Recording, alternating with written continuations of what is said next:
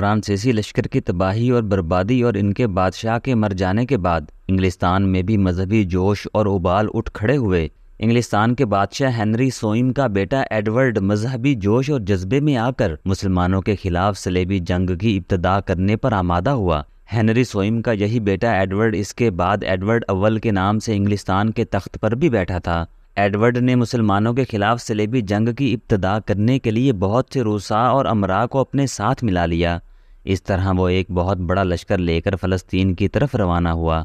فلسطین کی طرف سفر کرتے ہوئے ایڈورڈ نے راستے میں کچھ عرصہ ستالیہ میں بھی قیام کیا، یہاں تک کہ اپنے جرار لشکر کے ساتھ فلسطین کے شہر عکا پہنچ گیا۔ لیکن انگلستان کے اس لشکر کا انجام بھی فرانسیسی لشکر کے انجام سے ملتا جلتا ہی ہوا۔ فلسطین کے ساحل پر پہنچ کر سب سے پہلے ایڈورڈ ایک شدید ترین بخار میں مبتلا ہو گیا۔ کئی ہفتوں تک لگاتار بخار میں مبتلا رہنے کے بعد جب وہ تندرست ہوا، بخار سے اسے نجات حاصل ہوئی، تو ایک دن ایک مسلمان قاصد کسی اہم شخصیت کا خط لے کر اس کے پاس پہنچا۔ ایڈورڈ نے جو ہی خط پڑھنا شروع کیا، آنے والے اس قاصد نے بغل سے ایک چھری نکالی اور اس کو گھونپ دی۔ اس سے ایڈورڈ شدید زخمی ہوا، لیکن کئی ماہ زیر علاج رہنے کے بعد اس کی جان بچ گئی، لیکن وہ خوف اور دہشت کا شکار ہو گیا تھا۔ ایڈورڈ پر اس حملے کے باعث اس لشکر کے اندر بھی خوف و ہراس پھیل گیا۔ یہ صورتحال دیکھتے ہوئے ایڈورڈ کا سارا مذہبی جوش و جذبہ فوراً ختم ہو گیا، اس کا دل ٹوٹ گیا۔ دوسری طرف انگلستان میں اس کے باپ ہنری سوئم کو جب خبر ہوئی کہ فلسطین میں اس کے بیٹے پر قاتلانہ حملہ ہوا ہے، تو اس نے قاصد پر قاصد بھیج کر اس کو واپس آنے پر زور دینا شروع کر دیا۔ چنانچہ ایڈورڈ 14 ماہ فلسطین میں قیام کرنے کے بعد ناکام اور نامراد اپنے وطن کو لوٹ گیا۔ فلسطین میں اس کے قیام کے دوران انگلستان کے صلیبیوں کو مسلمانوں کے کسی بھی علاقے پر حملہ آور ہونے یا دست درازی کرنے کی ہمت نہ پڑے۔ خود سلطان بیبرس نے بھی ان کو کوئی اہمیت نہ دی۔ دراصل سلطان چاہتا تھا کہ جو ہی انگلستان کے ان لشکریوں نے آگے بڑھنے کی کوشش کی، وہ ان کی راہ روکے گا اور سمندر کی جانب بھاگ جانے پر مجبور کر دے گا۔ ارض فلسطین میں سلطان بیبرس کی بے طرفِ متواتر فتوحات نے اس کا رعب اور دبدبہ بٹھا دیا تھا، اور یہ سارے شکست خوردہ صلیبی فلسطین سے بھاگ کر اب قبرص میں جمع ہونا شروع ہو گئے تھے۔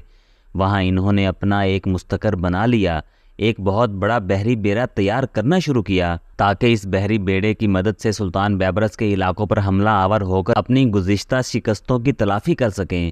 سلطان کو جب ان کے ارادوں کی خبر ہوئی تو ان کا قلعہ کما کرنے کے لیے ایک جنگی بحری بیڑا قبرص کی طرف روانہ کیا، لیکن بدقسمتی سے یہ بحری بیڑا قبرص نہ پہنچ سکا، اس لیے کہ راستے میں ایک خوفناک سمندری طوفان کا شکار ہو گیا تھا۔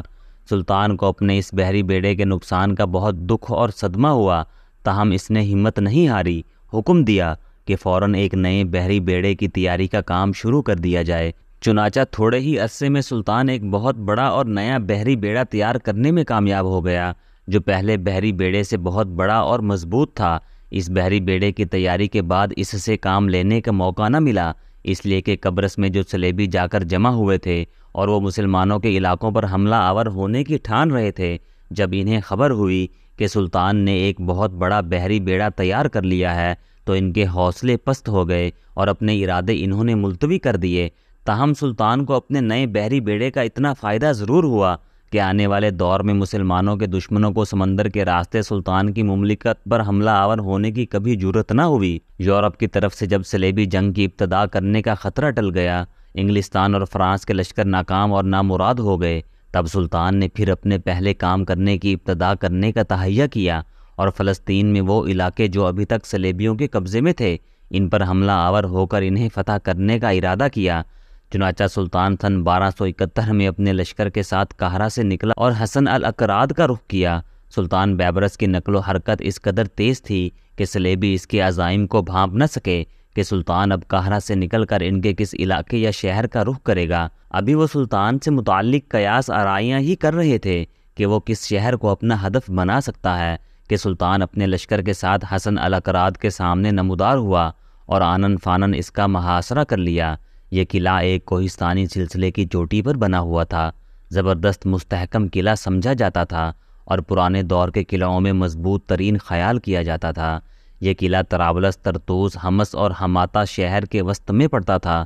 اس قلعے میں بیک وقت 2000 صلیبی جنگجو رہتے تھے اور وہ طرابلس کے ایک کاؤنٹ کی ملکیت تھا۔ سلطان جب حسن الاکراد پر حملہ آور ہوا تو اس کی حفاظت پر ٹیمپلرز کا ایک لشکر متعین تھا۔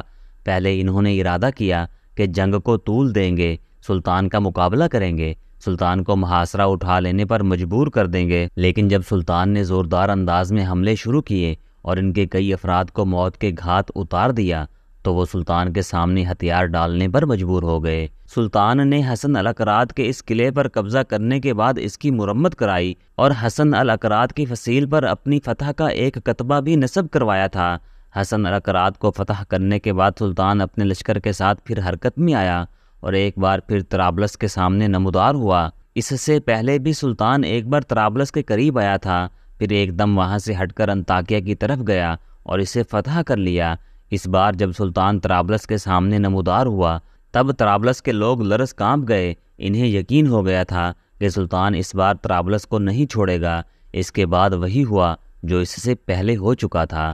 ایک روز جب طرابلس کے لوگ اٹھے تو انہوں نے دیکھا کہ سلطان اور اس کے لشکری وہاں نہیں تھے، اس لیے کہ سلطان نے یکایک محاصرہ اٹھا لیا اور بیروت، سیدا اور سور کو ایک طرف چھوڑتے ہوئے ایک دم وہ الکریم نام کے قلعے پر حملہ آور ہو گیا۔ اس قلعے کو ماؤنٹ فورٹ کے نام سے بھی پکارا جاتا تھا۔ قلعے میں مقیم صلیبیوں کے لیے یہ حملہ بالکل خلاف توقع تھا، اس لیے کہ ابھی کچھ دن پہلے تو سلطان طرابلس کے پاس پڑاؤ کیے ہوئے تھا۔ اچانک جب ان کے سامنے نمودار ہوا تو وہ دنگ رہ گئے۔ اپنے آپ کو بچانے کے لیے انہوں نے عکا کے صلیبیوں سے مدد طلب کی تاکہ دو لشکر مل کر سلطان کے سامنے دفاع کریں، لیکن جب تک عکا سے ان لوگوں کو مدد پہنچتی، سلطان نے اپنے حملوں میں تیزی اور شدت پیدا کرتے ہوئے قلعے کے سارے استحکامات کو پامال کر دیا اور قلعے میں داخل ہو گیا۔ اس طرح یہ قلعہ بھی سلطان کے ہاتھوں فتح ہوا اور اس قلعے پر قبضہ کر کے سلطان نے اسے بالکل منہمد کرنے کا حکم دیا اور اس وقت وہاں سے نکلا جب اس مضبوط قلعے کی بنیادیں تک کھود کر تباہ و برباد کر دی گئیں۔ ایسا سلطان نے اس لیے کیا تھا تاکہ آنے والے دور میں پھر کوئی صلیبی لشکری وہاں قیام کر کے مسلمانوں کے لیے خطرے کا باعث نہ بنے، اور جو قلعے سلطان نے ابھی فتح نہ کیے تھے اور ان پر حملہ آور ہونے کا ارادہ رکھتا تھا، ان قلعوں کو اپنا مستقبل تاریک نظر آتا دکھائی دیا۔ ان کے صلیبی حکمران سر جوڑ کر بیٹھے اور کافی بحث کے بعد فیصلہ کیا گیا کہ سلطان سے صلح کر لینی چاہیے۔ اگر ایسا نہ کیا گیا تو سلطان یک کے بعد دیگرے سب کو فتح کرتے ہوئے فلسطین سے انہیں مٹا کر رکھ دے گا۔ چنانچہ باقی بچنے والے سارے قلعوں نے ایک سفارت تیار کی۔ یہ سفیر سلطان کی خدمت میں حاضر ہوئے، نہایت عاجزی اور خجالت آمیز انداز میں صلح کا پیغام دیا اور آئندہ مطیع اور فرمانبردار رہنے کا وعدہ کیا۔ سلطان کیونکہ بڑا وسیع الظرف انسان تھا، صلیبیوں کی منت سماجت پر اس کا دل بھر آیا اور اس نے کچھ شرائط پر ان سے صلح کر لینے پر آمادگی ظاہر کر دی۔ پہلی شرط یہ تھی کہ صلیبی اپنے قلعوں کے موجودہ استحکامات میں ہرگز اضافہ نہیں کریں گے۔ دوسری شرط یہ تھی کہ وہ ان قلعوں اور شہروں میں مقیم مسلمانوں سے رواداری کا برتاؤ کریں گے اور نواحی علاقوں کے مسلمانوں سے بھی چھیڑ چھاڑ نہیں کریں گے۔ صلیبیوں نے سلطان کی ان شرائط کو فوراً تسلیم کر لیا اور اس طرح صلیبیوں نے معاہدہ کرنے کے بعد آئندہ کے لیے سلطان کا مطیع اور فرمانبردار رہنے کا وعدہ کیا۔ اس معاہدے کی اہمیت اس لحاظ سے اور بڑھ گئی کہ اس معاہدے پر انگلستان کے بادشاہ کے بھی دستخط ہوئے، گویا سب نے سلطان بیبرس کی اطاعت اور فرمانبرداری قبول کی تھی۔